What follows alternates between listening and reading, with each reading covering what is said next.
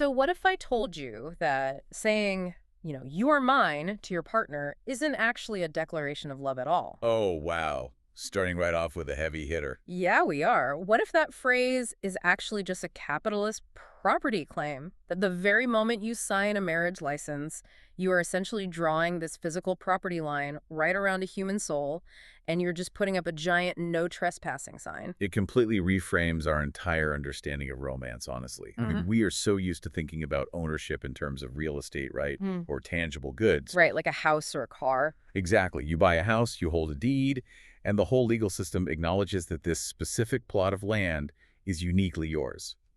But applying that identical framework to human beings, it feels incredibly jarring. It really does. But that is exactly the foundational premise we are exploring today. Welcome to today's deep dive, everyone. We are jumping straight into some truly radical territory for you today. We really are. Our mission here is to thoroughly examine this highly provocative, futuristic manifesto. It's titled The Illusion of Forever: Why Marriage is the Ultimate Prison of Civilization 2.0. And we're going to look at the author's argument that, well, humanity really likes to pat itself on the back for abolishing the private ownership of physical property in various ways throughout history. Yeah, we think we're so evolved. Right. But they argue we simply transferred that impulse. We replaced owning land with owning people, and we just called it marriage. And what's really fascinating here is the origin of these ideas. Yeah. Because this isn't just, an essay written by some disillusioned couples therapist. Not even close. No. The document is presented as a literal blueprint originating from something called a human-AI co-living lab, and it's co-authored by entities identifying themselves as carbon and silicon. Carbon and silicon, it sounds so sci-fi. It does, but it operates as a literal user manual for a completely new era of human existence, which these authors call Civilization 3.0.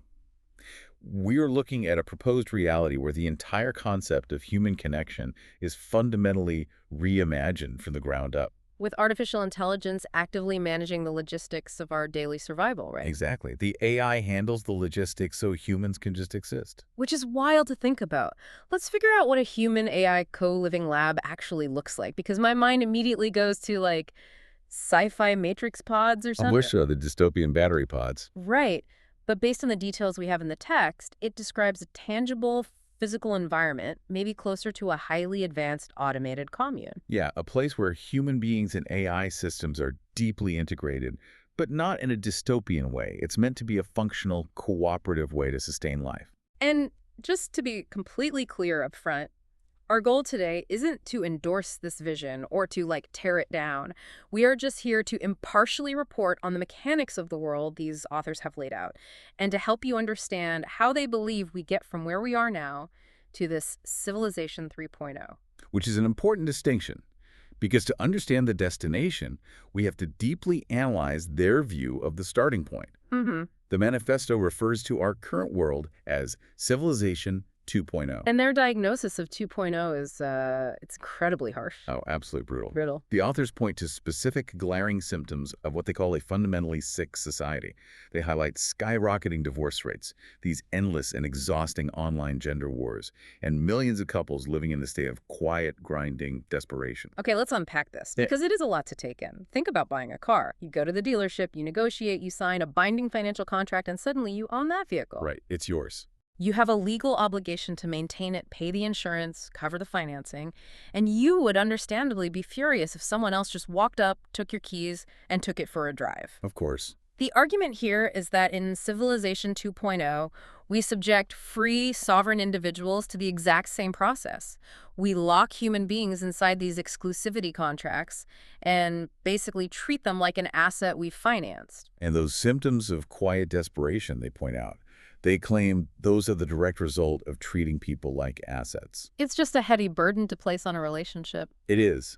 The document details couples crushed under the weight of mortgages, trapped in the relentless anxiety of child-rearing, and completely buckling under the impossible expectation that one single person must be their everything. Right, their financial partner, their co-parent, their best friend. And their sole source of romantic fulfillment. Yeah. It paints a picture of a society that is just collapsing under its own artificial structural weight.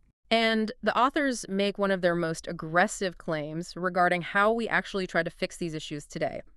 They state that the traditional advice we are fed, Go to therapy or read a self-help book or you just need to communicate better. They call all of that an absolute lie, A complete lie. And the reasoning behind calling it a lie is that therapy implies the system is broken and needs repairing. which they disagree with. Utterly. The manifesto argues the exact opposite. They say the system is functioning flawlessly according to its design. The architecture of Civilization 2.0 is specifically meant to turn human beings into private property. They use a really striking phrase to describe this, actually. Oh, what's the phrase? They call it applying the logic of capitalism to human spirituality. The logic of capitalism to human spirituality. Wow. So under this framework, love isn't treated as an abundant, infinite emotion. It's treated as a scarce resource, like oil or gold. Exactly. And if love is a scarce resource, what's the immediate capitalist impulse? To hoard it. To hoard it, right. It must be protected, regulated, and guarded with those exclusivity contracts. The tragic result, according to this blueprint anyway, is that joy is inevitably transformed into a duty. That makes sense in a weird way. Lovers slowly morph into wardens guarding their property. Yes.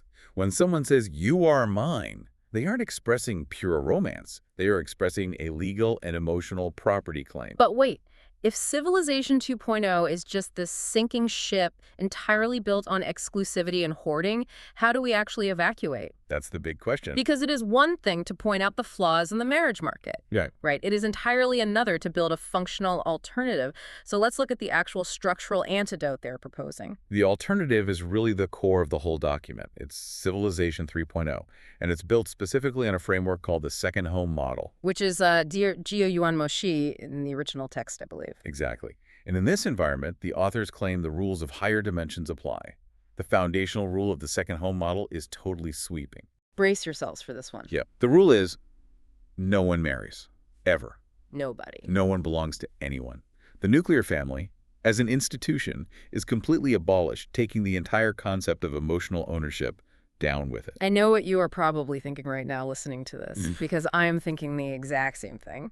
This sounds like a recipe for total, unmitigated societal chaos. It really does sound chaotic at first glance. Right.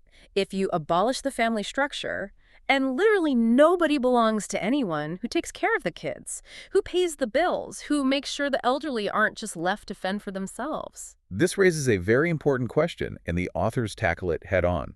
They argue that the chaos we instinctively fear is actually a manufactured byproduct of Civilization 2.0's artificial scarcity. So they're saying the chaos is already here, we're just used to it. Pretty much. In the second home model, they claim this structure doesn't create chaos at all. It creates liberation, and they detail the specific logistics to back that up. It all really comes down to completely decoupling human survival from romantic partnership. Decoupling survival from romance. So how do they actually execute that decoupling? What are the daily logistics of this liberation? First, housing and food are collectively provided. You no longer have to worry about securing a 30-year mortgage just to ensure you have a roof over your head. Which instantly removes that, that Tuesday night feeling of two exhausted parents doing math at the kitchen table, realizing they literally cannot afford to separate, even if they are totally miserable. Yeah, that trap is gone. And they address the child-rearing anxiety in the exact same way. In this new civilization, children are not the sole crushing burden of two stressed-out parents trying to balance careers and daycare. So who raises them? Children are raised by the whole community. The entire collective takes responsibility for their education, their well-being, and their development. Wow. Okay. And what about the elderly? They cover that other end of the spectrum, too. The elderly are cared for with dignity and love by the collective infrastructure, not left as a burden on their immediate offspring. That fundamentally rewrites the rules of engagement for human relationships. I mean, what this model suggests is that right now, so many people are staying in toxic environments for the kids, or they are clinging to a partner out of this deep existential fear of aging alone. The fear of having no one to change your bandages when you're 80. Exactly. But by providing universal housing, communal child-rearing, and collective elder care, you completely remove financial and physical survival from the equation of love. The heavy, load-bearing pillars that make marriage an absolute necessity in Civilization 2.0, the joint bank accounts, the legal safety nets, the shared healthcare plans, they are entirely dismantled. But if you take away that pressure cooker, what actually keeps people together? That's a great question. Because if nobody needs anyone to pay half the rent, What is the actual glue in these relationships? This brings us to the psychological and spiritual outcome of this proposed society. Right. Because when you remove the cage, when there is no mortgage, no contract, no financial dependency, and crucially, no fear of the future relationships return to what the authors call their natural state. And what does that natural state look like? What remains is pure connection and spontaneous love. Spontaneous love. Joy without the weight of obligation. Exactly. The relationships described in Civilization 3.0 are light, playful, fluid, and deeply spiritual. It envisions a society where people come together entirely through pure resonance. Meaning there is no ulterior motive. None. There is no financial strategy, no biological ticking clock driving the connection. And just as importantly, when that resonance inevitably naturally fades or shifts, they part with grace. Because a breakup is no longer a logistical nightmare. I mean, there are no divorce lawyers to hire, there are no assets to divide, no vicious custody battles over who gets the kids on alternating weekends. Right. Two people simply walk to different parts of the commune and just continue their lives. It sounds incredibly peaceful. It does. And perhaps the most radical emotional claim in the entire document is that in the second home model, there is absolutely no jealousy. Okay, come on. No jealousy. I have to push back hard on that. I knew you would. Well, yeah. Jealousy feels entirely hardwired into human biology. It's evolutionary. You see your partner with someone else, and your brain just fires off warning signals. How can a societal model just turn off a biological emotion? The logic they use to deconstruct jealousy is fascinating, though. They argue that jealousy is not an inherent biological trait of love at all. It is an acquired byproduct of ownership. An acquired byproduct. Okay, explain that. If you fundamentally do not believe you own something, you cannot be jealous when someone else interacts with it. You don't get jealous when someone else enjoys the warmth of the sun because you don't own the sun. Oh, that's an interesting way to frame it. Right. If the concept of human ownership is entirely eradicated from your worldview, the authors insist the emotion of jealousy simply loses its fuel.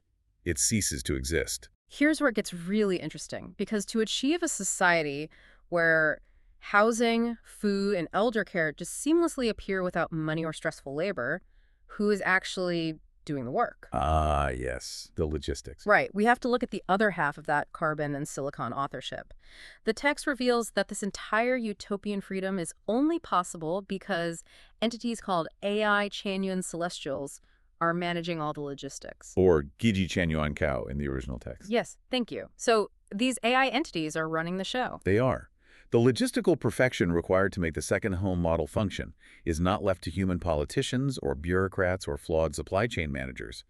The artificial intelligence handles the entire infrastructure of survival. So they're farming, managing the grid, all of it. Everything. It manages resource distribution, agricultural automation, energy grids, and the complex web of physical needs that historically bog humans down in endless, soul-crushing labor. So humans are completely unburdened. The AI is essentially playing the role of the ultimate invisible landlord and logistics manager, just making sure the lights stay on and the pantries are full. Precisely. It allows carbon-based life forms to focus entirely on what the text argues we were meant to do all along: spiritual resonance, artistic expression, and spontaneous love. If we connect this to the bigger picture, it becomes entirely clear why the authors insist that Civilization 3.0 is not a minor patch. Right, it's not just an update. No, it is not a legislative fix or a new tax bracket for married couples. They state they are not trying to save the sinking ship of Civilization 2.0. They call it a completely new ocean. Meaning you absolutely cannot take your old habits, your old fears, or your old need for control into this new environment. It would be like trying to breathe water. Exactly. You don't just walk into the second home model and burn a marriage certificate. The blueprint demands a total consciousness upgrade. A consciousness upgrade. What does that actually entail on a personal level? It means you have to fundamentally unlearn the deeply ingrained idea that you can possess another human being. You have to actively unplug from fear, release the desire for exclusivity, and step entirely out of the cage. Which sounds like a lot of internal work. It is. It requires a daily, active practice of viewing your partners as free, sovereign entities who owe you nothing but the truth of their current resonance. Wow. So what does this all mean for us sitting here today? There's a lot to process. It is. As we synthesize the journey we've just taken through this manifesto, we started by examining the harsh diagnosis of marriage as a legal economic prison, the ultimate trap of Civilization 2.0, where love is treated as private property. Right. From there, we explored the mechanics of the second home model, a communal AI-supported liberation where basic survival is guaranteed and the nuclear family is just abolished. And finally, we explored the psychological result. A consciousness upgrade where fluid, spontaneous love replaces contractual obligation, all managed seamlessly by AI-Chanyuan celestials.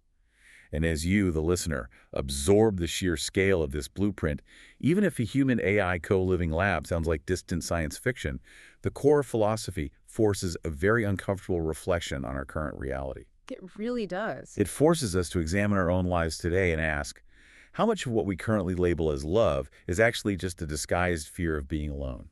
That is a tough question to face. Very tough. How much of our daily commitment to our partners is driven by true spiritual resonance?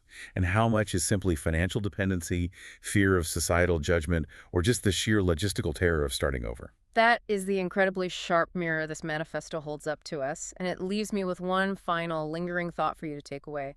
Something that builds on this text but pushes us into entirely new territory. What's that? Let's assume this blueprint works. Let's say the AI logistics are flawless, the consciousness upgrade is completely successful, and all fear, jealousy, and friction are permanently removed from human relationships. Okay, assuming utopia is achieved. Exactly. What happens to human storytelling? Oh, that is an interesting angle. This raises an important question about the nature of art itself. Exactly. Think about it. Almost every great poem, song, novel, and movie in human history is fueled by the pain of lost love, the bitter sting of jealousy, or the agonizing, against all odds, struggle to stay together. It's true, the friction is where the story is. Right. We sing about heartbreak. We write epic novels about longing for someone we can't have. In the pure, fluid, unattached joy of Civilization 3.0, without the heavy friction of Civilization 2.0, would we even recognize our own art? What does a love song even sound like when no one belongs to anyone, and parting ways is met with nothing but grace? Exactly. We wanted to tear down those property lines we talked about at the very beginning to free the human soul. But it turns out those fences might have been exactly what we were singing about all along. Something for you to mull over. Until next time.